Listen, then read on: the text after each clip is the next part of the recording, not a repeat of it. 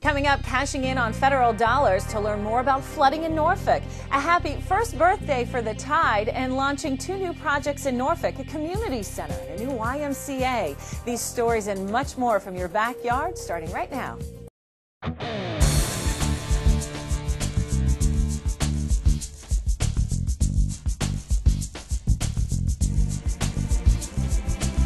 Welcome to the September edition of Norfolk News Now. I'm Lori Crouch. Thanks for joining us. The U.S. Senate's Environment and Public Works Committee gave the Army Corps of Engineers the go-ahead for a citywide study on flooding. The approval means the city and the Corps of Engineers Norfolk District can work in partnership. This partnership is a critical first step in a larger process to mitigate flooding in the city. Approval for the study came shortly after Mayor Frame traveled to Washington, D.C. to meet with Senators John Warner and Jim Webb and Congressman Scott Rigell and Bobby Scott. To learn more about the city's efforts to mitigate flooding, visit norfolk.gov/flooding.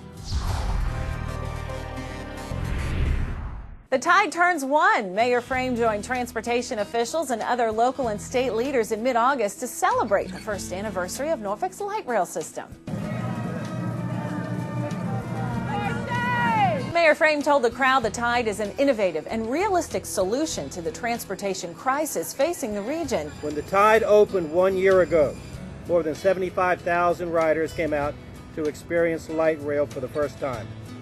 And we were thrilled with the warm and enthusiastic embrace the region, especially our friends at Virginia Beach, gave to the Commonwealth's first light rail system. The excitement of those first few days created a momentum that has resulted in consistent levels of ridership on the Tide. The numbers back him up. Weekday ridership on the Tide averages about 5,000 riders each day. Pre-construction ridership estimates were only about 2,900 riders. During his celebratory speech, Mayor Frame told the crowd the Tide costs nearly 11% less to operate than originally estimated, which translates into approximately $250,000 a year to the city. Let us build on the success of the Tide.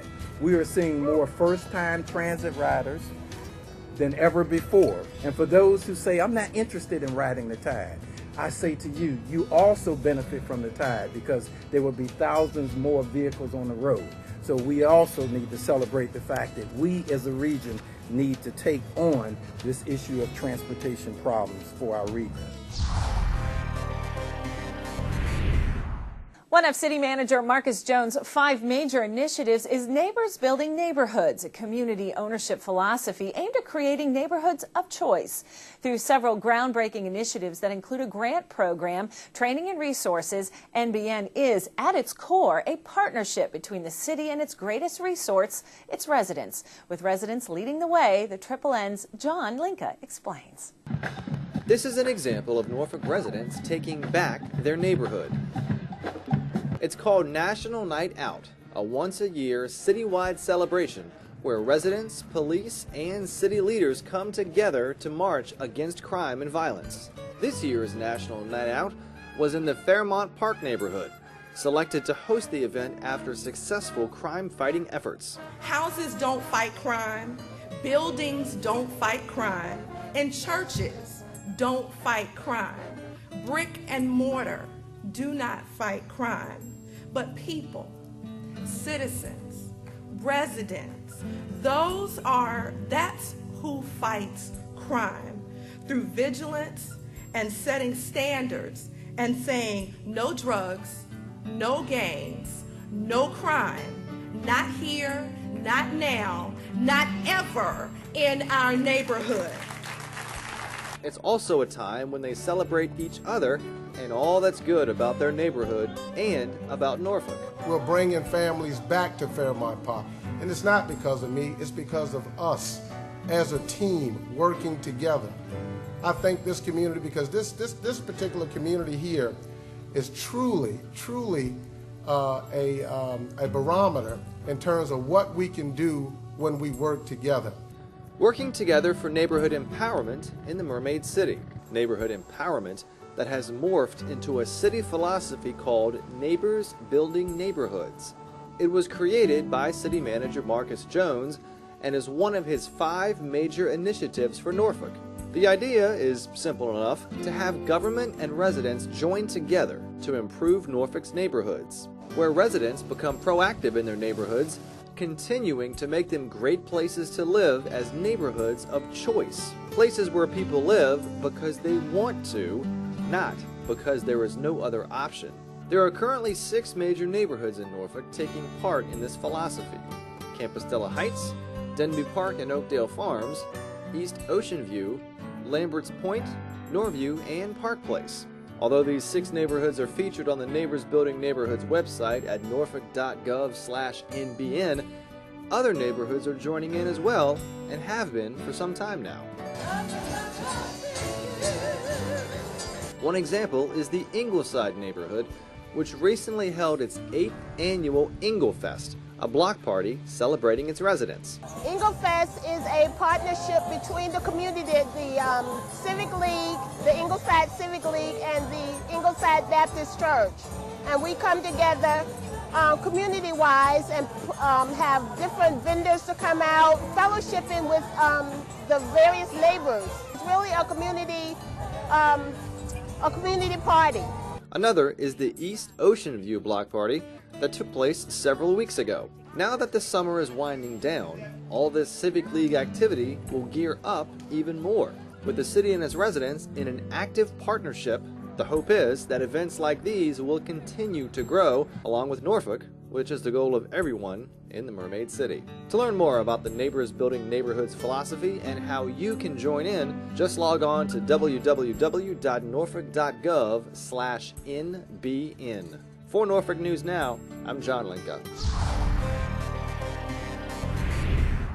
It may have been summer vacation and it may have been a weekend, but that didn't stop a group of Norfolk High School students from getting together to polish their leadership skills. 90 students from Norfolk's 5 public high schools, as well as Norfolk Christian, met on the campus of Old Dominion University to spend a weekend in leadership camp.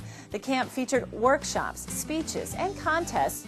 Challenge Day was definitely the highlight of the event. The students were joined by about 30 adults from the community, including staff from the Department of Recreation, Parks and Open Space, and Norfolk Public Schools, as well as NPS alumni. And through games, conversations, and activities, students developed compassion for others, empathy, and the understanding that they share similar life experiences and are not alone in the daily challenges that they face. Most of the campers wrapped up the weekend by writing a letter to City Council, the superintendent of schools, or the camp director.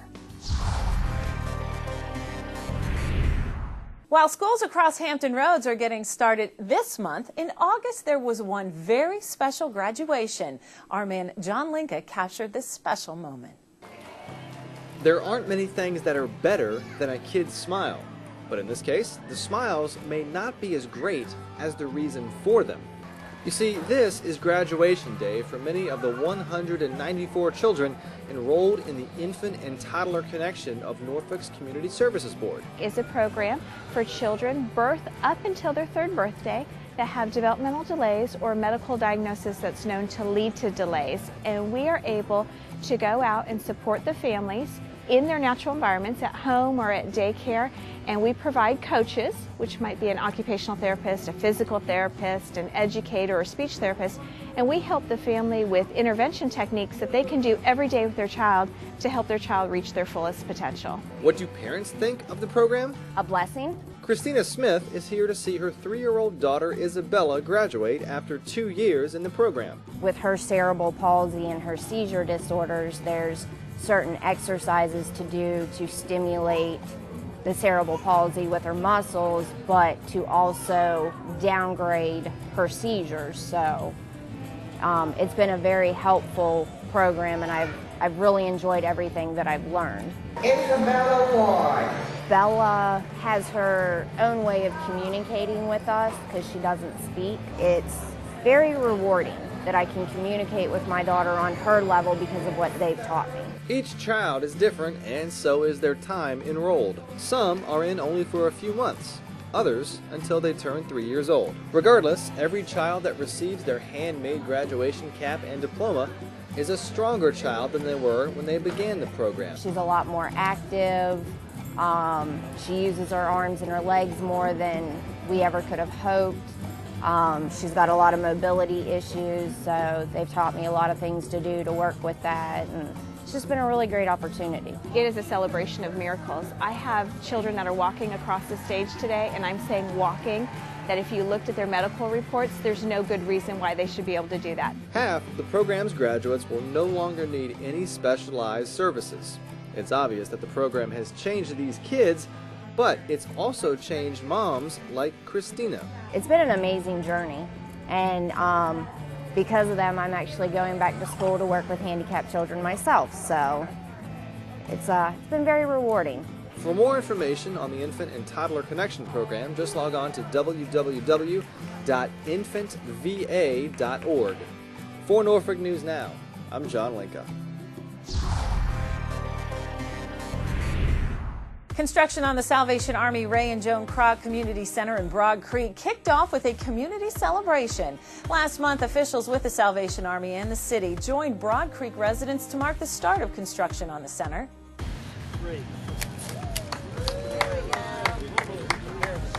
And what this facility will do, it will serve the mind, the body, and the spirit. And that's truly a blessing, because we have so many young people who need jobs, who needs direction. Not just in this city. The footprint will be in the city of Norfolk, but people will come from all over Hampton Roads to be a part of this facility. The 91,000 square foot Kroc Center will be at the corner of Ballantyne and Princess Anne. Residents contributed various items for a time capsule planned on the site. The Ray and Joan Kroc Center is slated to open in late spring of 2014.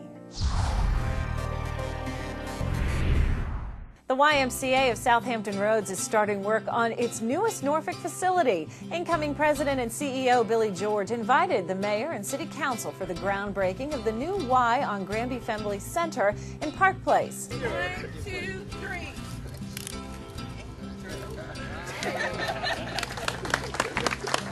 Several sources are funding the $8 million Y. The city of Norfolk is contributing $925,000. That money was existing money that had been programmed for various activities in this neighborhood. And as residents, we decided that we thought it was important that the investments that are made here truly lead to the things that I talked about earlier. We said, in this climate, let's not ask the citizens to put up new money. Let's look at how we can reprogram existing money to have bigger bang for the buck.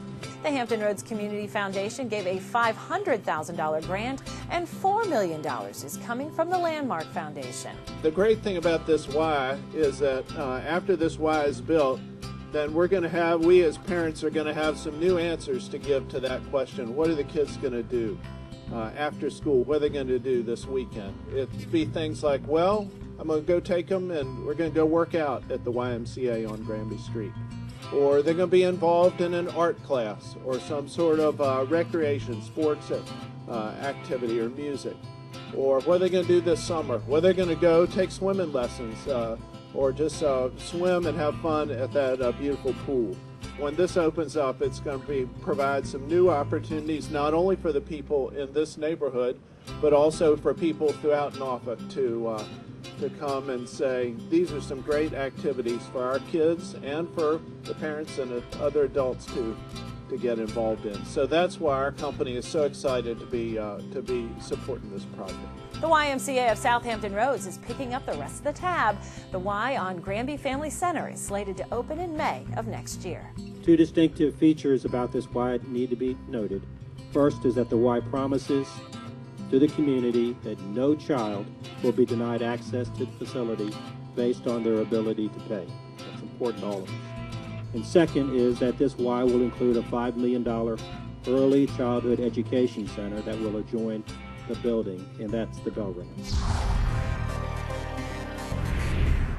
Various city departments combined forces to help a boat owner get his sinking boat out of the water, avoiding an environmental incident in the process. The boat owner had contacted the city to let him know his boat, which was already in bad shape off Willoughby Spit, was in imminent danger of sinking after bad weather did further damage to the hull.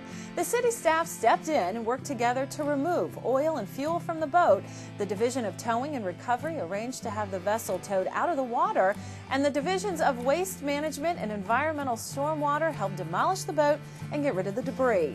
The stormwater crew then sent a street sweeper to clean the boat ramp, and the owner was very appreciative of the work.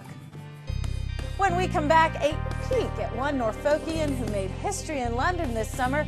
Plus, closer to home, Norfolk's lifeguards brought home a gold of a different kind, and pedaling through the pedals. We'll tell you about bike nights at the Norfolk Botanical Garden.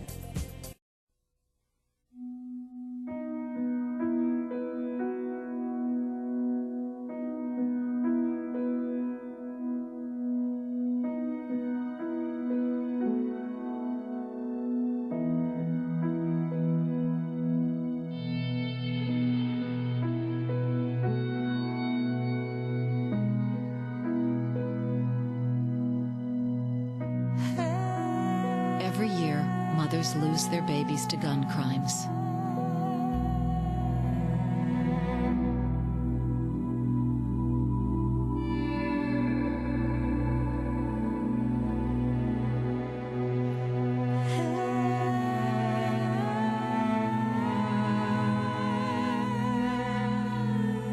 You'll always be your mother's baby. So before you commit a gun crime, think about who you'll leave behind. Gun crimes hit home. Welcome back to the Triple N. So what did you do this summer? Well, one Norfolk resident made a fistful of Olympic boxing history. Norfolk Neighborhood Network's John Linka has a sit-down with renowned Coach Peak. Double check. I'm in the gym, I'm working. 1, 2, 1, 2. Doing what I do in the gym, training, and I get this phone call. And it's Anthony Burkowski. He's the head of USA Boxing. He says, well, yeah, what I just called you because I wanted to know if you were still interested in being on the coaching staff for the Olympics. And I'm like, are you kidding me? Did you call me just to joke me? And he's like, no, I'm serious. I'm like, Anthony, 34 years of coaching says yes. And with that, City of Norfolk boxing director and coach Gloria Peak got ready for the 2012 Summer Olympics. Believe it or not, USA Boxing is no stranger to the Burrard Park boxing facility, with former Olympic head coach Dan Campbell also coming out of this exact same gym. That's just unheard of. You've had 2 Olympic coaches come out of this very single gym. Most gyms don't get any. Most cities don't get any. Norfolk's had 2, and both out of the same gym. That's phenomenal. What was the Olympic experience like for Peak? Let's start with the opening ceremony. And here they come. Over 80,000 people in the stadium. And then you've got media from all over the world. So all you can see is flashes going off, and and as they call the different countries and you march through, it's just like, you just get this lump in your throat. I mean, it was a dream come true. I've been watching the Olympics forever, ever since I was a kid. And I would watch the people come through and just think how great that was and everything. But to actually be there, I just kept looking around and I'm like, oh, my mouth is hanging down like, I'm here, I can't believe it. As an assistant coach to the 12 boxers on both the men's and women's boxing teams, Peak stayed pretty busy. I'm up at 5 o'clock in the morning because you have to wake people up, and you work straight through until 12 or 1 o'clock in the morning before you lay down. So it's long, long days. It's a lot of work. I'm not there sightseeing. She didn't see many sights, but she did see a few other sports. It's like I got to see water polo, I got to see wrestling, I got to see volleyball. Now, I wanted to see basketball, but getting a ticket for the men's basketball, yeah. But I got to see LeBron and them in the dining hall and stuff. And I'd be passing them by, yo, LeBron, how you doing? Yeah, hey, Michael Phelps, what's up? And while it was nice to rub elbows with well-known U.S. Olympians, she would be well-known forever. The first day that the men started, which is the 28th, and I stepped out onto the ring, I made history. First woman to ever coach men on the Olympic level. The only woman in the world that coaches men on the elite Olympic level. So I made history just in that respect. And then obviously went on to also make history with the women, and the women being included for the first time ever. Which included coaching Marlena Esparza to a bronze medal and Clarissa Shields to a gold medal. When that flag goes up and they play that anthem, I don't care who you are, how big, male, hard, I'm telling you, tears come to your eyes. It's a feeling like the hair stands up on the back of your neck and you can't help it. You cry. I mean, it's an unbelievable feeling to have the national anthem being played and the American flag being raised, and you know that that athlete is the best in the world. You hook off of that. Come back with the two. You met people from not only every nationality, every color, but every religion that could possibly be on the planet. There were countries there that I didn't even know existed. I didn't know they existed. Names I was like, where, is that a country? They're like, yeah. I'm like, you know, it's just amazing. And I'm like, where else can you go and really embrace the entire world in one place? Roll it. Not a good roll. Roll it. The following week, she was already back coaching boxing in Barad Park, preparing for the 2016 Summer Olympics, but not necessarily for her. I want one or two of my boxers from my club to experience being an Olympian. Gotten a little stronger. There is nothing in the world like it. You can't touch it with any other sport. That's something that will be with them the rest of their life and will do more for them. So now I'm on a mission. My mission is to get one or more of my boxers on the Olympic team. And that's my determination. And I don't give up easy, so I plan to do that. There you go. For Norfolk News Now, I'm John Linka. Norfolk's lifeguards dominated the first ever Lifeguard Challenge, taking 5 of the 6 awards. The Virginia Lifeguard Association and the Norfolk Department of Recreation, Parks, and Open Space sponsored the challenge held at Community Beach Park. Over 30 lifeguards from Norfolk, Virginia Beach, Hampton, and Newport News took part in the 1-mile run, 600-yard swim, 1-mile run event. Norfolk Guards took home the top male and female awards along with 5 other awards. And besides bragging rights, the purpose of the challenge was to promote continued training and conditioning so guards can serve with excellence, whether at the beach or at the pool. Organizers hope to make the Lifeguard Challenge an annual event. Wouldn't it be great if you could bike through the beautiful Norfolk Botanical Garden? Well, thanks to a new program at the garden called Norfolk Botanical Garden Bike Nights, you can do just that through October 15th. Regular garden admission gets you a chance to pedal through the pedals with 12 miles of paved pedestrian pathways available. Bike Nights runs on Monday, Wednesdays, and Thursdays from 4 to 7, and it gives families a chance to come out and explore the garden on their bike. And it's a great opportunity. We have 12 miles of paved pathways, so it's certainly a good chance to explore the garden in a different way. And you can stop anywhere you want. If you see a flower or a plant that you're interested in, just stop, park your bike, get out, explore, and then hop back on your bike. And if you haven't registered your bike yet with the city, you're in luck. The City of Norfolk is offering free bike licenses on Wednesdays. That's another great opportunity. They're free, and it's a good time to register your bike. And some people might say, well, why should I have my bike registered? Well, if you have your bike stolen or it's lost, that's a good way for the city to find it for you. For more information on Bike Nights at the Norfolk Botanical Garden, including some important ride rules, just log on to the garden's website at norfolkbotanicalgarden.org. Coming soon, bike lanes throughout the city. The Department of Public Works is coordinating the kickoff of a program to install bike markings on streets citywide. An initiative of City Council's Bike Commission, the project is intended to make Norfolk more bike-friendly by clearly defining safe areas for cyclists. The bike lanes are 5 to 6 feet wide lanes marked with a bicycle icon that are either next to the curb or to the left of parked cars. Sharrows are markings designed to help cyclists position themselves a safe distance from parked cars and to assist them in situations where safe travel lanes may not be obvious, like an intersection with multiple turn lanes. Sharrows also help other motorists know to share the road with cyclists. The new markings will start showing up on recently resurfaced streets. The Bike Commission is also developing a plan to incorporate more streets in the future. Time to put your walking shoes on. Now there's another way you can take part in the Healthy Norfolk Initiative. The track at Lake Taylor High School is open for public use on Monday and Wednesday nights from 6 to 9 p.m. The program is part of a joint facility use agreement between Recreation, Parks and Open Space and Norfolk Public Schools. Our post staff will monitor the track during the public use hours, and occasionally the track will close for Norfolk Public Schools events. Evening track hours will be maintained throughout the year. Fall is the perfect time to check out Good Times. With the temperature and humidity dropping, it's a great time to find an outdoor activity in the city of Norfolk.